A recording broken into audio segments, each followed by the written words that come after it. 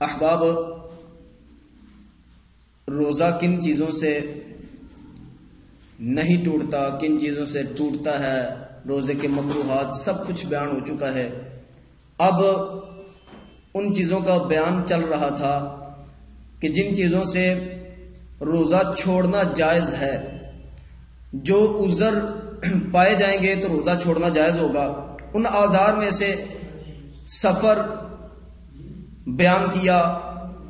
Number 2 حمل بیان کیا کہ حمل بھی ایک ایسی صورت ہے کہ جس میں روزہ چھوڑنا جائز ہوگا، لیکن اس میں شرائط تھیں، وہ بھی بیان کی کہ کوئی ماہر ڈاکٹر ہو اور مسلمان ہو، فاسق نہ ہو، اور جناب وہ تو آپ کو خبر دے دے کہ اگر حمل کی صورت میں آپ روزہ رکھیں گی تو مسائل پیدا ہوں گے بچے کے حوالے سے، یا آپ کی طبیعت میں فرق آئے گا، تو یہ سارے معاملات جب ہوں گے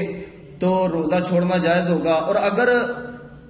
کوئی ایسا طبیب ہو کہ جسے دین کا دور دور تک پتہ ہی نہ ہو، تو وہ آپ کو کہہ دے بغیر تحقیق کے، آپ کو کہہ دے کہ روزہ چھوڑ دیجئے، تو ایسی صورت میں روزہ چھوڑنا جائز نہیں ہوگا۔ اب ایک اور صورت، بچے کو دودھ پلانا، یہ بھی روزہ چھوڑنے کے لیے عذر بن جاتا ہے۔ وہ اس طرح کہ بچہ جب پیدا ہوتا ہے تو اسے ماں کے دودھ کی ضرورت ہوتی ہے، تو اس میں بھی وہی شرائط پائی جائیں گی تو روزہ چھوڑنا جائز ہوگا۔ کوئی ڈاکٹر کہہ دے کہ آپ بچے کو دودھ پلائیں گی تو آپ کی صحت میں مسئلہ بنے گا، اور بچے کی صحت میں مسئلہ بنے گا، وہ کافی زیادہ دورانیہ آئے گا نا، سحری سے لے کر افطاری تک کھانا پینے سے آپ رک جائیں گی، تو یہ سارے معاملات بڑھیں گے، تو بچے کو دودھ پلانے میں مسئلہ پیدا ہوگا۔ تو یہ ان مسائل سے بچنے کے لیے شریعت نے اجازت دی کہ روزہ چھوڑ سکتی ہیں۔ اور یا پھر سابقہ کوئی مشاہدہ گزر چکا ہو، پہلے بچہ پیدا ہوا رمضان شریف میں، نفاس کے دن آئے یا ویسے دودھ پلانے کے معاملات آئے، تو آپ کو پتا تھا کہ اگر ہم روزہ رکھتی، تو میں نے روزہ ایک مرتبہ رکھا تھا دودھ پلانے کے دوران، تو مسئلہ پیدا ہو گیا تھا، تو ایسی صورت جب پیدا ہو جائے تو روزہ چھوڑنا جائز ہوگا، وگرنہ روزہ چھوڑنا جائز نہیں ہوگا۔ اور اسی طرح عورت کو جب حیض آ جائے یا نفاس کے دن ہو تو روزہ چھوڑنا جائز ہوگا، بلکہ جائز کیا، روزہ رکھنا ہی اس کے لیے حرام ہوگا۔ حیض کے دنوں میں، نفاس کے دنوں میں وہ روزہ نہیں رکھ سکتی۔ اب ایک مسئلہ یہ ہے کہ اگر کسی عورت کو دن کے وقت حیض آیا، سارا دن اس نے روزہ رکھا، صبح سحری سے لے کر افطاری سے چند منٹ پہلے تک اس کا روزہ تھا، لیکن چند منٹ پہلے حیض شروع ہو گیا، وہ حیض کا خون آنا شروع ہو گیا، تو جب ایسی صورت بن جائے گی تو اس کا روزہ ٹوٹ جائے گا، اس روزے کی قضا کرے گی، وہ روزہ اس کا نہیں ہوگا۔ اور اسی طرح ایک اور مسئلہ پیدا ہو گیا، وہ یہ کہ اگر کسی کا وہ حیض کا خون آ رہا تھا اور سحری کا وقت ختم ہو گیا، سحری سے تھوڑی دیر بعد حیض کا خون آنا بند ہو گیا، اب اس نے اس دورانیہ میں کوئی چیز نہیں کھائی تھی، تو وہ بھی اگر مریض کی طرح، جیسے مریض دن میں ٹھیک ہو گیا اور اس نے روزہ رکھنا چاہا، اس نے نیت کر لی تو روزہ اس کا ہو جائے گا۔ تو یہ حیض والی عورت یہ گمان نہ کر لے اور اس پر قیاس بھی نہ کر لے کہ میں دن میں روزہ رکھ لوں، نیت کر لوں تو روزہ میرا ہو جائے گا۔ میں نے ایک دن پہلے یہ اس بات سے پردہ ہٹا دیا تھا کہ اس کا روزہ نہیں ہوگا، وہ اس روزے کی قضا کرے گی۔ اب کسی بندے کو بھوک اور پیاس کی وجہ سے ہلاکت کا خوف ہو جائے، اتنی شدت کی بھوک لگ گئی یا اتنی شدت کی پیاس لگ گئی کہ وہ بندہ سمجھتا ہے کہ اگر میں نے پانی نہ پیا تو مر جاؤں گا، تو جب اس لیول پہ بندہ پہنچ جائے تو پھر روزہ توڑ دینا جائز ہوگا اور روزہ چھوڑنا جائز ہوگا۔ یا پھر ایسا ہوا کہ ایک بندے کو پتا ہے کہ بھوک پیاس مجھ سے برداشت تو ہو ہی نہیں سکتی، وہ ایسی کوئی مرضیں ہیں، وہ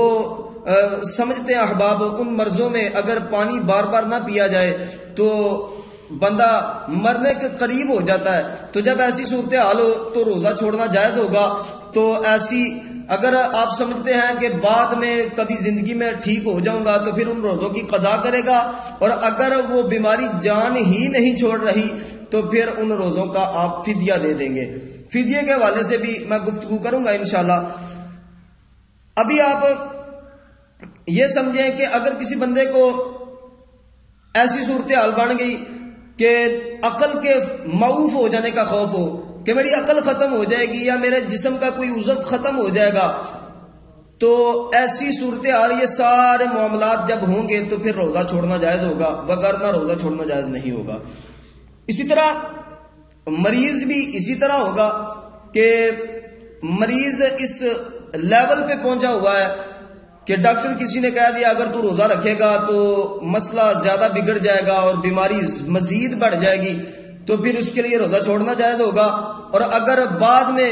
وہ ٹھیک ہو جائے تو قضا کر لے, اور اگر ٹھیک نہیں ہوتا وہ سمجھتا ہے کہ اسی بیماری میں میں اپنے خالق حقیقی سے جا ملوں گا تو پھر وہ ان روزوں کا فدیہ دے دے. اور اس سے آگے آپ سماعت کریے کہ اکراہن ایک ایسی صورت ہے کہ جس میں روزہ چھوڑنا جائز ہے. وہ کون سی صورت ہے؟ وہ یہ کہ اگر کوئی سختی کرے آپ سے, گن پوائنٹ پہ آ کے آپ کو کہے میں تجھے قتل کر دوں گا روزہ چھوڑ دے, یا میں تیرے جسم کا کوئی حصہ کاٹ دوں گا روزہ چھوڑ دے, ایسے معاملات بن جائیں اور جس بندے کو دھمکی لگ رہی ہے وہ یہ سمجھتا ہو کہ اس دھمکی میں یہ واقعتاً یہ کام کر گزرے گا,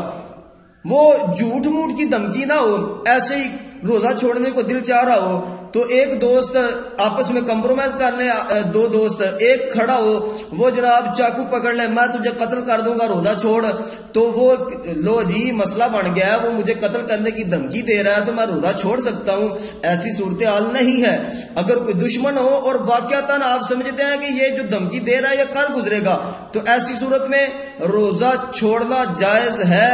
اور علماء نے لکھا کہ اگر بندہ صبر کر لے تو پھر زیادہ اجر کا مستحق ہوگا. انشاءاللہ تبارک و تعالی کچھ چیزیں 2 3 4 باقی ہیں. اللہ رب العزت آپ کا اور میرا حامی و ناصر ہو. انشاءاللہ اگلی نشست میں وہ بھی بیان کروں گا. اللہ رب العزت عمل کرنے کی توفیق عطا فرمائے. وآخر الدعوى ان الحمد للہ رب العالمین.